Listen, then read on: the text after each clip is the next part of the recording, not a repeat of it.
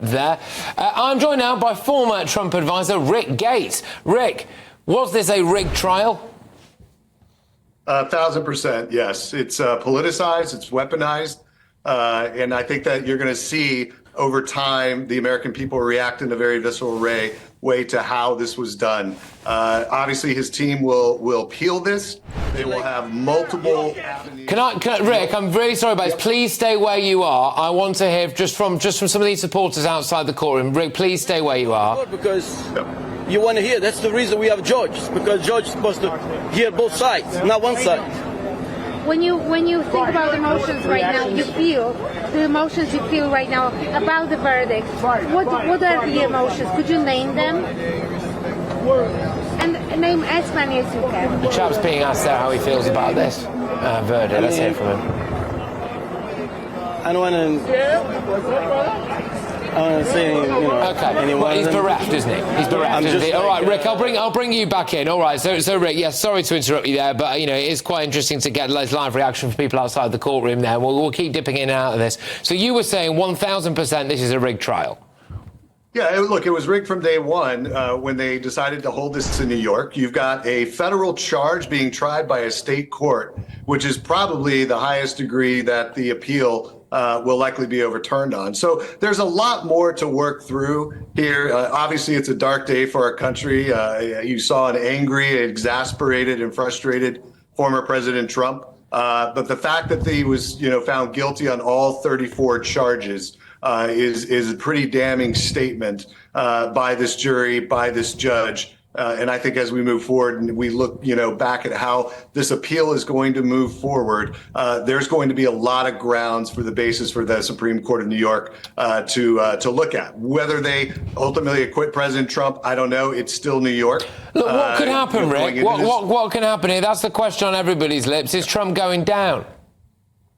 No, I mean, look, our Constitution allows, anybody, a convicted felon, to run for president. In theory, he could run from a jail cell. So he's not going to go down. And look, I've been tracking the polls over the last several days because this has been one of the prevailing questions. If he were found guilty, would this change the way that you vote in November? And the majority of those polls, 68, 70%, say, no, it won't change the way I vote. It doesn't necessarily mean they're going to vote for or against him. But what it's saying is that most of the American people see this for what it is, a politicized trial. And at the end of the day, those people that are going to vote for him are going to vote for him, and those that aren't won't. And so it's not going to change the dynamics, which I think is a good lead into how the American people view this, which is exactly what you're doing outside in the courtroom right now, getting their opinions. Yeah, no, exactly. And it is really important to get those opinions, absolutely. And I love hearing from ordinary people outside and getting those kind of really human responses to something. Hopefully we can get back into that at some point. I'll just say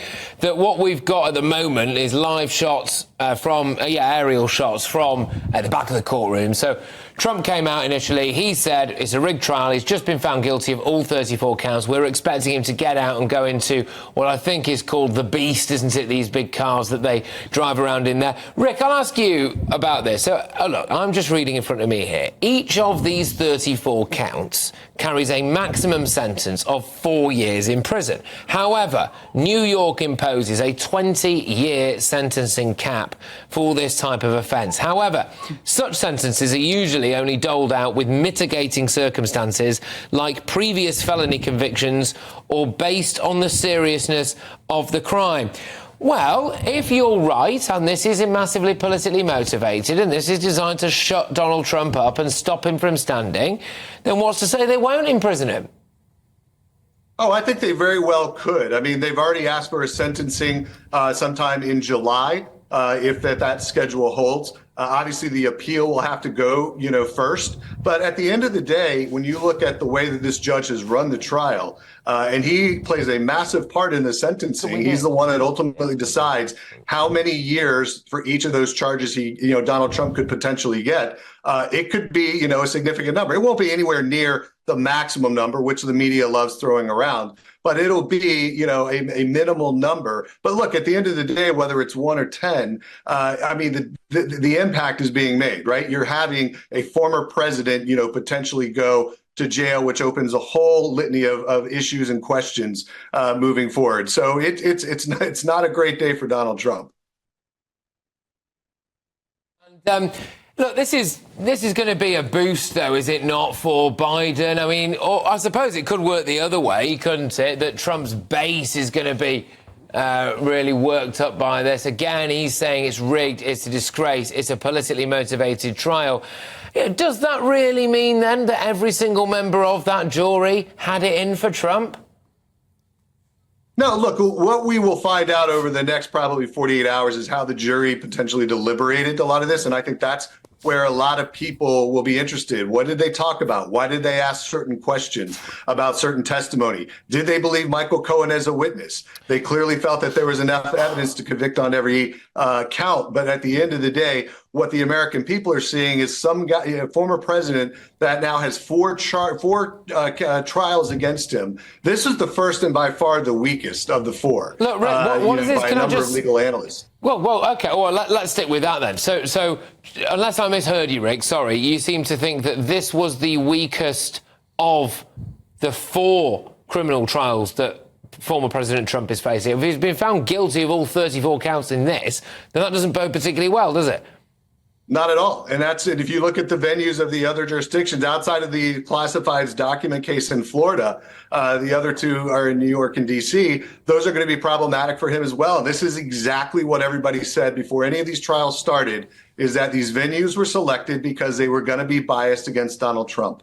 When they went through the jury pools, the jury selection, you saw some of these jurors had issues with Donald Trump. Yeah. They still made the jury.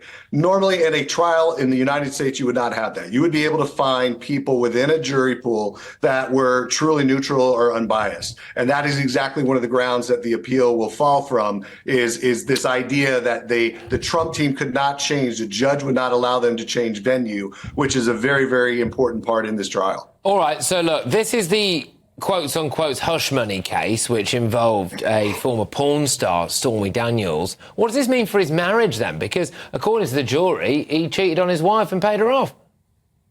Yeah, look, Melania has dealt with this stuff well in the past in terms of, this is not as if this issue has come out today.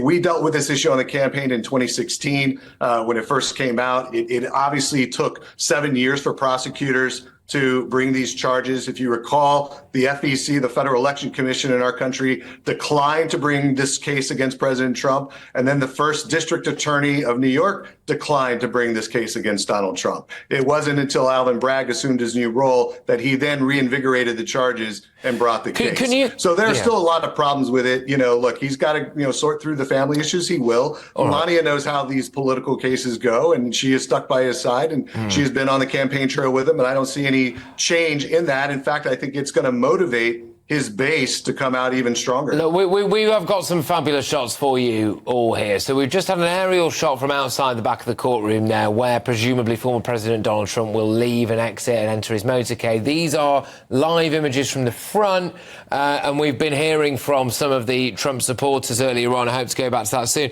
Look, I'm wondering if you can shed a bit of light on this for me. OK, so we're always dealing in maximum sentences here. So this hush money case, up to 20 years. The classified documents case, apparently up to 450 years. We're looking at the federal election interference case, up to 55 years. The Georgia racketeering case, up to 76 and a half years. All right, so look, those are the worst cases. What happens if he's sentenced to, say, 2 years and then he wins the election? Can he be your president from in jail? He actually can. Constitutionally, the only things that are required are an age requirement, a residency, and where you were born. It doesn't say anything about being a convicted felon. You can run as a convicted felon. You can be president as a convicted felon. The interesting thing about this New York case, though, however, is there has been discussion that if one of the federal cases he were convicted on those, he could, in theory, self-pardon. With a state case, he cannot. The only person that can pardon him in this case is the governor of New York, who currently is a Democrat. So that's a very unlikely scenario. So just so we are clear on this then, because this whole thing is a bit bonkers, all right, and especially from the other side of the Atlantic where we are now. As it currently stands, there is a fairly decent chance that the next president of the United States could win an election from inside a prison cell and then be forced to stay inside that prison cell because the governor of New York is a Democrat, but you could conceivably have a whole term served from within a prison. Yeah, this is the interesting thing. In technically, the process would be that the Trump team would file their appeal. While that appeal is working through the system, and it will go well beyond the election, in principle, that individual, the convicted individual, would not go to prison while the appeal is being heard. However, with Judge Merchan, and there's been a lot of controversy over him presiding over this case, he could, in theory, put Donald Trump in prison until that appeal works its way through the system. Most legal analysts and people in America don't believe that'll happen, but, we didn't think that he would be found guilty either. So there's a lot that could happen, but at the end of the day, a normal citizen in our country would be free while that appeal works its way through the system. Once the decision on the appeal was made, then they would be determined whether or not their sentencing and how long they were, going to be incarcerated. Okay, so you are a former advisor to Donald Trump, and is this the kind of thing he'd do? He's maybe done something wrong, got people to cover it up for him. He's a high-powered businessman before he was a top politician. This is the kind of thing that people did, no? Look, on this particular instance, no. I mean, he didn't get anybody to cover up anything for him, and that's not typically his style. Anything that he encountered, and particularly what we encountered on the campaign, was very open, very transparent. We had a lot of people come out of the woodwork saying and accusing Donald Trump of various things, which we had to defend against. This was not one of them. And this was, I think, the part of the frustration is, why did it take 7 years to bring this case up now, right before the next election where Donald Trump is the nominee? That is the part that's frustrated a lot of Americans. Rick, just before I bring my panel back in on this, Rick, what is the chance of violence here? Because we saw the January the 6th, Capitol Hill. I mean, look, okay, I will just reiterate to people, a lot of people described that as an insurrection. There was some CCTV footage that came out after that made it look a bit more like a guided tour. However, what is the chance of there being some kind of trouble on the streets here? Look, I think the chance is high. I hope it doesn't happen. But you saw the protesters outside. There have already been some altercations earlier this week. Nothing of a great magnitude. But yeah, I think this is going to further divide the country. And we're not in a good place right now. And there are some people out there that believe resorting to violence is a tool to be able to deal with this. I hope they reconsider. I hope that there isn't violence. We need the judicial system to be protected in this case, regardless of how frustrating it is or how weaponized or politicized it might be.